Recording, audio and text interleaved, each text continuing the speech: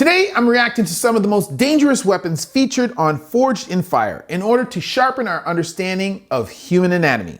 See what I did there? Before we begin, please note, all trauma depicted in this video is contextualized within a medical lesson in accordance with YouTube's own guidelines. So, let's jump right into the action to find out what makes these iconic weapons so freaking dangerous. Bring on the Viking War Axes. Is a pair of Viking War Axes. Pretty impressive, not gonna lie. Oh my goodness. Right to the torso. Oh, jeez. Okay, bro, relax. So right away that is some blunt force trauma and penetrating trauma to the thorax right there. You can see even with the initial blow that went right through the rib cage, through multiple ribs at the same time, right above the level of the heart. And then of course he hit him on the other side of the chest. So that's game over already. We've only just got started. Hooked all the ribs. And of course, the beauty of having a secondary weapon is that when he pulled it out, he had enough attacks to disembowel everything. Overall, sir, your Viking War Axe will kill. No doubt it will kill. For sure it will kill. Somebody who's getting hit by that axe would probably be killed by the first blow, but the second blow would be there for finishing. Yeah, that definitely someone's gonna die after that. Most likely the first blow would have penetrated the thorax and damaged the left lung, possibly also damaged the heart as well. The second blow on the right hand side of the chest would have done the same thing to the right lung. Whoever was getting hit by that is done like dinner. Lord. Oh my goodness, jeez. Bro, my goodness. As with the first set of axes, this is the same thing. The first blow is to the left-hand side of the chest, and that is cracking the ribs. That is basically going to cause this patient to bleed out. You ready to continue? No. I'm pretty sure you just broke a rib and punctured a lung. He's probably gonna have a hemothorax, a pneumothorax, or a hemopneumothorax. He will probably also have a cardiac tamponade because that blade is probably going to penetrate the pericardium, which is the sac around the heart. That person who is hit by that axe, that first blow on the left-hand side of the chest, is going to die. It probably won't be immediate, but they're going to die fairly quickly. With the second blow, he comes across the abdomen, so that would probably disembowel, and it would be a really unfortunate, really painful way to die. It not only blew through the ribs, but dug in, breaking through the lungs and into the heart. It is fast and light, and it will kill. He has way too much fun saying that, and it makes me question his sanity a little bit, but yeah, definitely that will kill. Holy crap. You may or may not have heard of our next weapon, but you will soon see why the Nambe Ngulu is so frightening. The Nambe Nulu. Oh my God. What Good luck, bladesmiths. We'll see you in 5 days. That is something like out of some kind of science fiction movie, man. Like, I've never seen a blade like that. The Nambe Nulu wasn't just a weapon used by tribal chiefs to show status. It was also known as the Beheading Sword of the Congo. Okay. I'm sure that could take your head off, and pretty quickly. Whoa! Oh my Lord. Oh! That is definitely the beheading sword. Holy crap. So the first blow to the abdomen is absolutely brutal. It's going to penetrate the peritoneum, which is the sac that keeps all of the abdominal contents within the abdomen. And you can see that this is going to not only penetrate that cavity, but it is going to damage the organs inside. And so you're going to have blood leaking into the abdomen. You're going to have food in various stages of digestion, and probably even stool. So this is something that, although you will not die immediately from this blow, the death will be quite painful as it does occur. But the second blow, where he took the head off, yeah, that's definitely going to be fatal. And this weapon will definitely kill, like definitely. That was badass. Yeah. That's one way of putting it. Holy mackerel. All right, Paul, let's talk about your Nambe Nulu. It feels good in the hand. Nambe Nulu. It's got a razor's edge here that, upon its initial delivery into the gut, that dug in deep all the way into the bowel. Jeez, that's like now for its 3-4 inches purpose in there of going up to decapitate the head. Well, come on, it's got no head. It's dead. Definitely Your did weapon that. will kill. Thank you. No doubt. No doubt. It's your turn. You ready? Yes, sir. Ah, that's got to be at least 5 or 6 inches inside. Oh my Lord. Definitely will kill. Wow. All right, Steven. For some reason, I feel like I'm going to be saying that a lot during this video. Your blade is sharp. It lacerated all the way into the bowels. Most You can definitely. see that cut through the jaw and all the way through the head. Yes, right through the mandible. And the mandible is like the hardest bone in the skull, and he just cut through that like butter. That thing is sharp. The wood that you have here, it's smooth, but it's the index here that you have for that. The way you have it flattened out and avoid that feels good in the hand. Yes, sir. And it will kill. Thanks. Jeez, man. Now, you know, we couldn't do a video about history's most dangerous blades without witnessing a katana in action. I always wanted to be a ninja when I was young. The Japanese katana. Yeah, I like that. I like that. In this, we have a ballistics dummy that pretty much simulates the human form, organs, and tissues.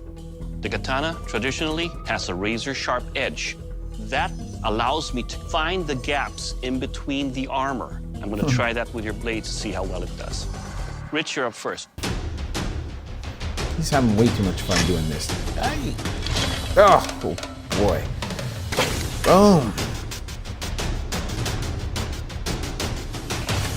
Ah. Whoa. That first blow penetrating in through the abdomen. Again, we're doing abdominal contents, large and small bowel. And then the second blow off to the right-hand side, just below the ribs. So now we're talking about the liver and possibly also the large bowel on that side. It's not going to be a good day at the office, man. Let's take a look at the damage. Oh. The thrust and the slice went all the way into the internal organs in here. So that first blow, you know, as I mentioned, the large and small bowel, but also possibly even the rectum as well, which would be completely full of stool. Although before a battle, this guy might have emptied his bowels due to nervousness. And then the second blow there off to the liver, that is going to cause a massive amount of bleeding. And yeah, that dude is done. All the way into the liver. Yes. I think on the kill test, this will kill. Did I mention that he's having way too much fun? Yes, you did. Yes, you did. Okay, Matt, you're up.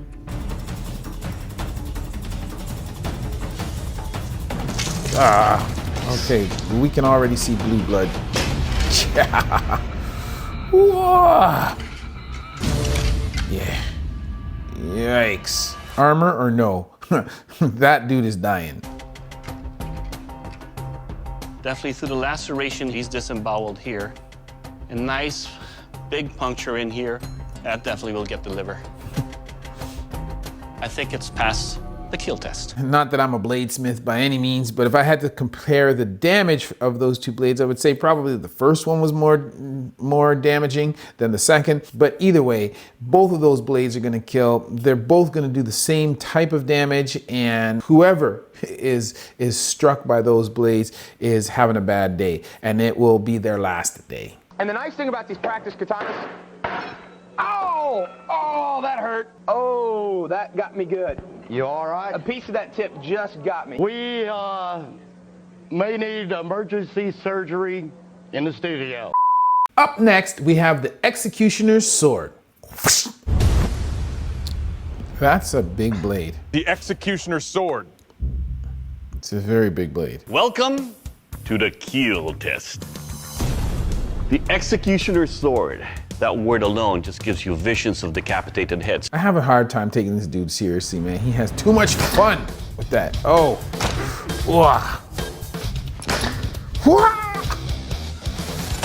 My Lord. Holy crap. Now it's called the executioner's sword, but it would more accurately be described as the executioner's big ass cleaver. That thing pretty much just cleaves the body into pieces. Cut my life into pieces. It is just absolutely brutal. Just a little off the top.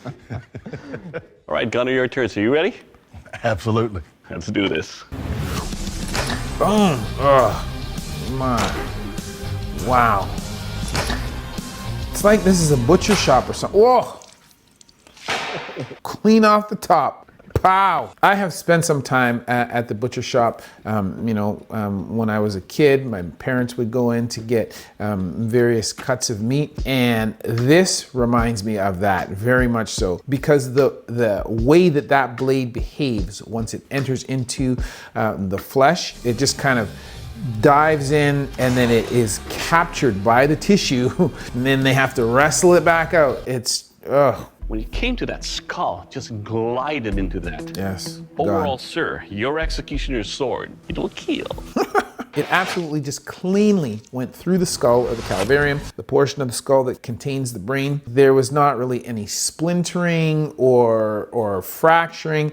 It just basically went through like butter, through the skull, through the brain, took the whole entire top of the head off. And that blade is not only sharp, but it is just absolutely powerful. Oh.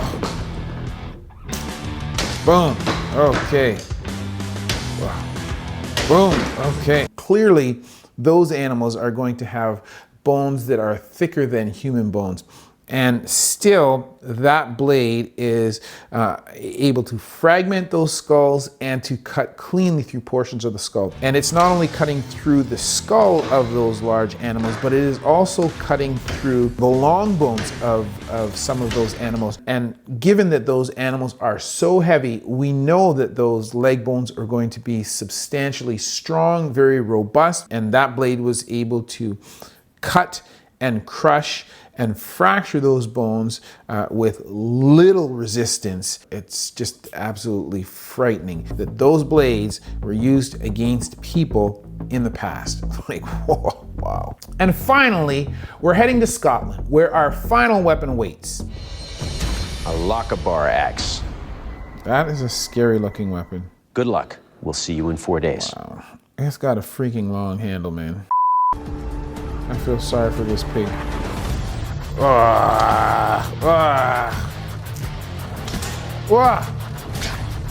Jeez. Slicing, cutting, poking. Oh. Yeah. Wow. Wow. In half. I'm not sure that you would end up cutting a person in half, just because they would, during a fight, they would be unlikely to be suspended in the air like that. And after you hit them the first time with that blade, they're probably falling down. But the fact that it could actually cut a pig in half means that no doubt it could cut a human in half. It might take a few blows, but yeah, you could definitely cut a human in half with that. All right, Joshua, first up, your blade, it's a pork chopper. On its thrust, do you see the wound channel? Pork It creates chopper. such a big, deep gash. Wow. It's fun to wield, it's sharp, and Yes. most importantly, it will kill. Oh. Jeez. Boom. That is going through ribs, through joints. It is, oh gosh, oh wow, look at that. Easily through the rib cage. Boom, in half. I love the dance that he's doing. He is having too much fun with that. It's frightening. It is, but sharp as heck. Your blade has the weight that every chop into something want to keep going. It wants to keep going and going and going to where pretty much took me with it.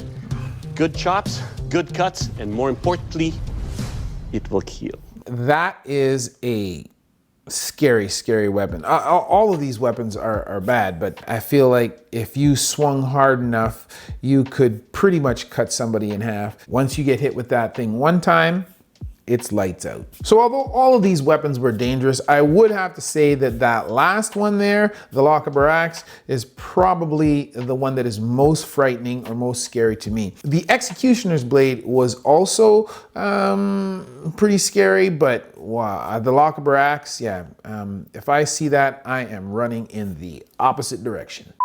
So there you have it. I hope you guys enjoyed this video. If you want to see more reactions to forged in fire weapons, be sure to let me know that in the comment section down below. If you liked the video, be sure to give it a thumbs up and subscribe to the channel. If you didn't, be sure to let me know why in the comment section down below. And of course, don't forget to follow my gym, Human 2.0 Fitness, for free right here on YouTube, where we help you to move and feel better. Otherwise, as always, that's been a word from Dr. Chris, not your everyday ortho, where we see one, do one, teach one.